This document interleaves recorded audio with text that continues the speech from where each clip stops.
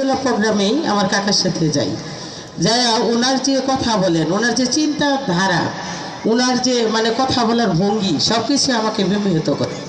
আমি আশা করি উনি যদি গানের শীর্ষে জয়যুক্ত হন তাহলে মনে হয় আমাদের ভালুকার জন্য উনি অনেক উন্নতি বয়ে আনবেন। তবে আমি একটা কথা,